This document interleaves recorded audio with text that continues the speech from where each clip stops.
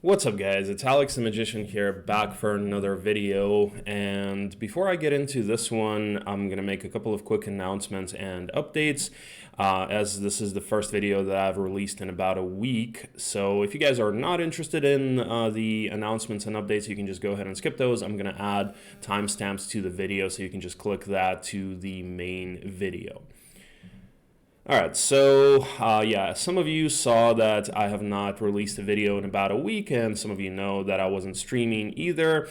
I decided to just take a little bit of time off because I realized that I was kind of pushing myself a little bit too hard and stressing myself out a little bit too much as I was releasing one video per day on YouTube, and in addition to that I was streaming, and I was kind of pushing myself back in the same place as I was when I quit my job back at the end of 2019, and the reason was because it was stressing me out too much, and I was kind of pushing myself back into the same stressed out place. I realized it wasn't the way to go, so I decided to just kind of chill out, take a little bit of time to, find my own inner balance again so that I can push forward again and, hopefully not get too stressed out over, whatever I'm doing, or, not push myself too hard if, I'm, not feeling like making a daily video that day or something like that. So that was my reason for the time off. And as far as the announcements go, so we've got a couple of interesting things coming up. So first of all, I am going to be playing a tournament game against Lekshov soon, and that's going to be this weekend, maybe Friday or maybe Sunday or Monday. This is the tournament that I've been in for the past few months, and now we're actually down to the final 5. And yeah, the next opponents that we have to face would be Lekshov, and then if we beat him and then win the next game, we're going to be guaranteed at least 3rd place. And while the tournament doesn't have a monetary prize, a couple of people did commit to making a donation if I get to at least 3rd place or higher. So yeah, kind of excited about that, so that gives me a little bit of additional motivation to try to place in that tournament. But certainly trying to beat Lekshov next is not going to be an easy task. So if you guys are interested in tuning in, I will let you guys know when exactly we're going to play, and then yeah, so feel free to check that out.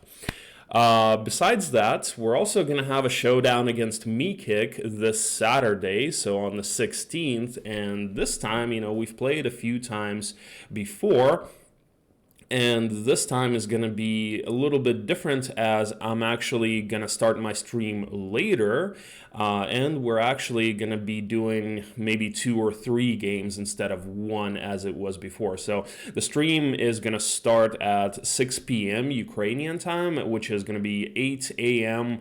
Western US and Canada time.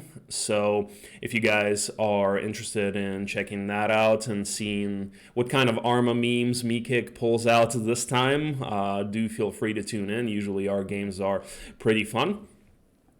And besides that, there's also a couple of things that I'm going to do with the streams. So I am, first of all, going to do a cooking stream. So to those of you guys who know, I'm a pretty good cook and I like it. I was actually thinking about starting my own restaurant back when I first started streaming. Well, good thing I didn't do that because of the lockdown and whatnot. But still, I've been planning on doing a cooking stream for a while, and I've told everybody that it's actually going to be done in May. So I'm going to push to fulfill my promises and do the cooking stream in May. I will make an announcement on that. So if you guys are interested in yeah, seeing how to cook some good food, then feel free to tune in to that as well.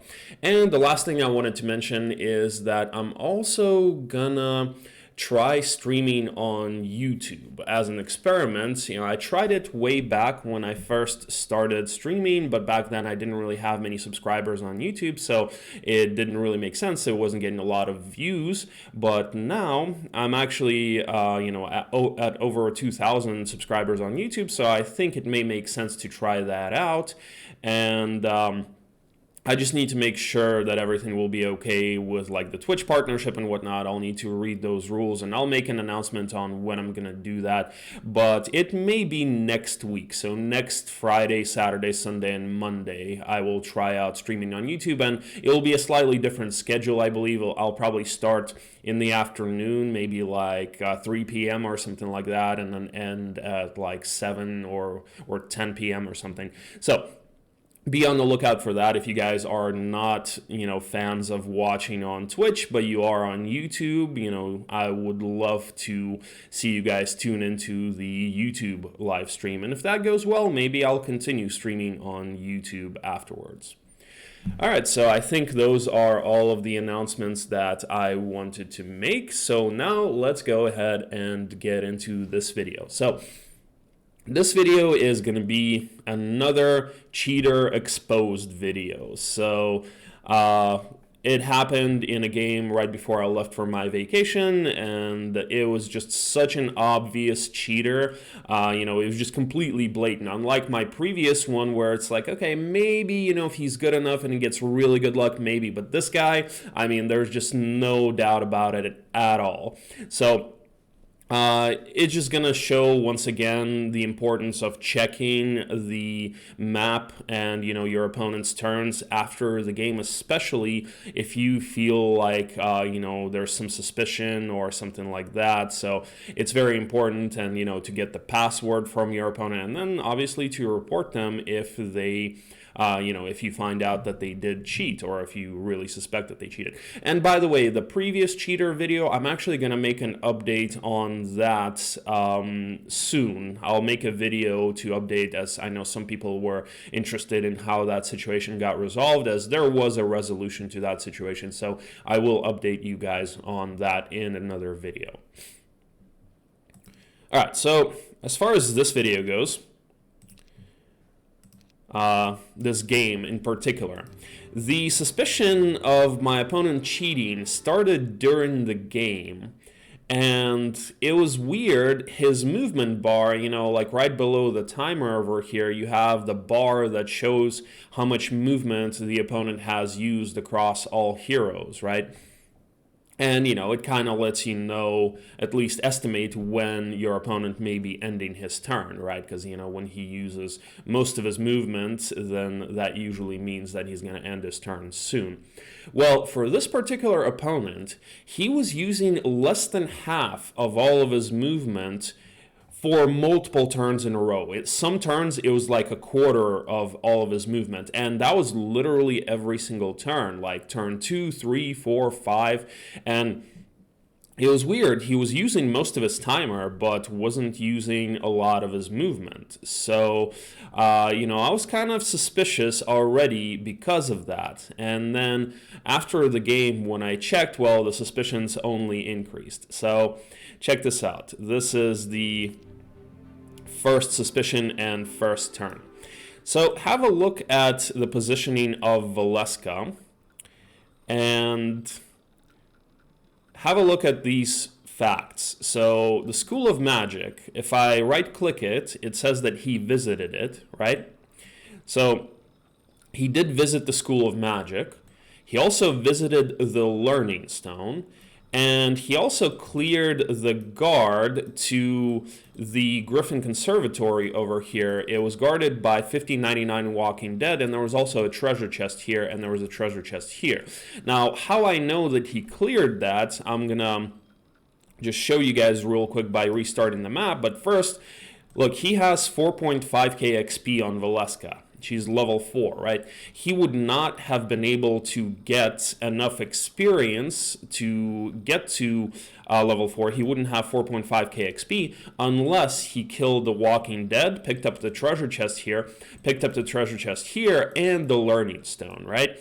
And he does not have experience on any of the other heroes here, right? So he could not have cleared the Walking Dead with anybody else besides Valeska, right? So let me just load or restart real quick to show you guys.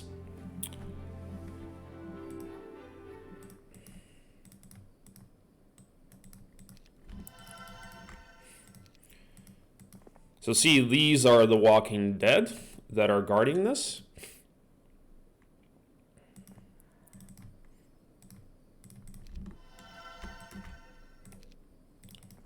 And here, like I said, is the treasure chest that he picked up with Valeska, right?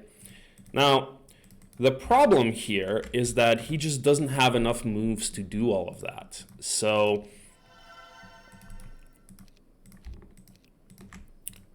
just gonna really quickly do this. So obviously he visited the School of Magic, right? He had to have done that first. And then he went over here, cleared these guys, right? We're just gonna accept this. He then also picked up the treasure chest here, right?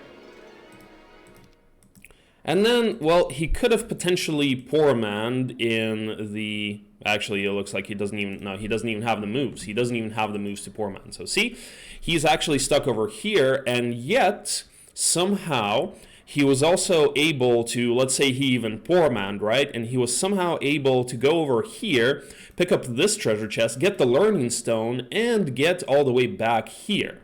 So there's no way. There's no way he would have done all of that without additional moves. So see, here, we're only at 1.4k XP, so he had to pick up this chest and the learning stone. Of course, that chest that I already picked up was probably bigger, but he had to have done all of that. He had 4.5k XP. So this already right here is a blatant cheat because he just doesn't have enough moves to do that. He had to have given himself extra moves with his, with whatever cheat he was using for Valeska.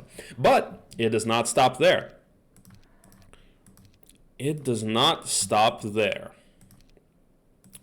So turn 2. Turn 2, he does a, so turn 2, he does the size 2 cons with only his day 1 army. Now, you may think that, okay, well, with some really, really good luck with morale, he does have a spellbook. He did buy a spellbook for Valeska, so he came back, bought a spellbook. But this is just not enough army. All he had was 28 marksmen and like 30 pikemen. And he did flag the barracks over here and the additional archer tower here. But look, those swordsmen are over here and the archers are over here. So he did not even bring them back. So doing a size 2 cons on your day 1 army is very, very questionable. Even if he has, whatever spell he used. So it looks like he actually used Stone Skin or maybe Bless, whatever. But either way, this is highly suspect already, right?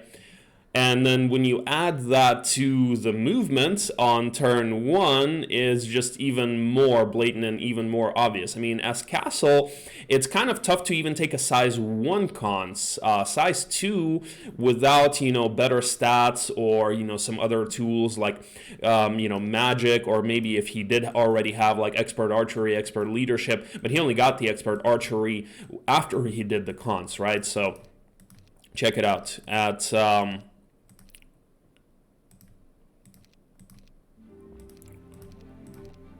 on his turn 1, yeah, he only had advanced archery and advanced leadership. And this is the army that he did it on. 28 marksmen and 26, 30 pikemen, right? And also the problem here is that there is a royal stack. So the royal stack moves first no matter what. So he just would not be able to shield his marksman for long enough, even with crazy morales. So this is already highly suspect, right? However, it does not stop there. If that didn't convince you, well, check this out.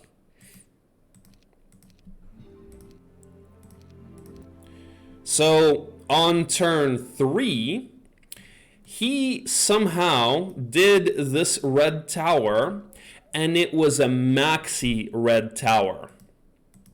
So look, he's got 4 firebirds, and the 2 angels are left. So he did a maxi red tower, and also there was a guard of like 60 Corsairs with a Sea Dog stack here.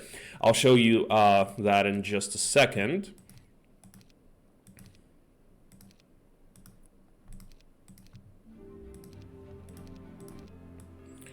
So see over here, you've got 5099 Corsairs, and you have a spell scroll. So there are, after I checked, it was close to 60. So even with that, that fight is not that easy with the 2 angels, right? You would likely lose at least 1 angel, maybe more, because these guys have no melee penalty. And what if the Sea Dogs get lucky and get that accurate shot on you anyways? So all he has is the 24 archers, the 2 angels, plus the 4 swordsmen. And he somehow kills the 5099 Corsairs and does a size 4 red tower and doesn't lose any angels through any of that.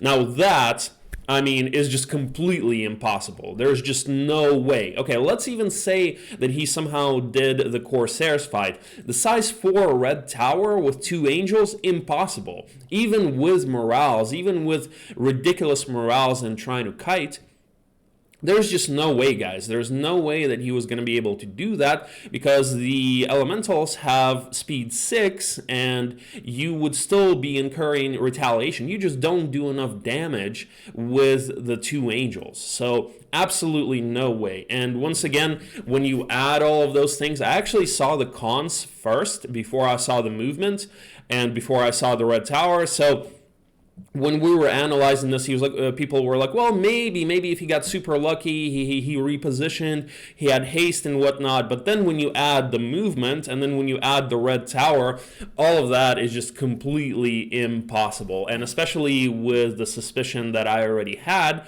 with him not using a lot of his movement. And, you know, when I told the guy, he was just trying to deny it. He was like, oh no, I thought you were a good player. I thought that you would know how to do this. And I'm like, well, why don't you tell me how you did it? It was like, with my hands, you know. And I'm like, well, can you tell me in more detail? And the funny thing was, right after playing me, he actually also played Bistro, and right away, after I saw this, I messaged Bistro. I was like, dude, you're playing a cheater. He just cheated against me. And as soon as I messaged Bistro, like right after he saw the message, the guy left. The guy left the game with Bistro without giving him points, of course.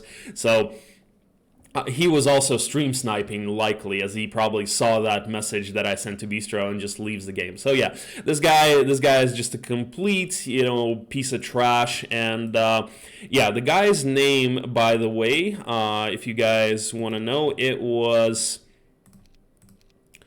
one second.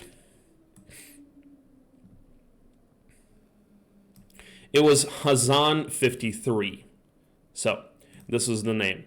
So yeah, if you guys ever see him, do know that he is a cheater, but we're likely not going to see him because after this game, he has not played anybody else, and, you know, he knows, obviously, the guy cheats, and he knows that he was exposed. He knows that everybody on my stream saw that, so we're likely not going to see him again under that name. But just in case, in case you guys do see him, do know that this guy was a cheater. So once again, guys, do check your games. If you know, check the saves, get the password. If they don't give you the password, you can report the opponent for not giving you the password. And especially if you have suspicion, do check and, you know, try to see how things could have been done, and do report these guys if you do conclude that they cheated, and send a report to heroes3lobby@gmail.com. You need to include the save files, and you need to include kind of a detailed description of what was going on. Also include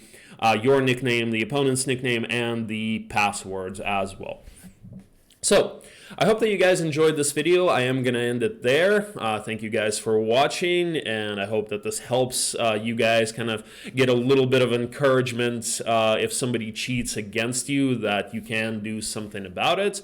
But other than that, I will end the video here. Thanks once again, and I will see you guys soon. Peace out.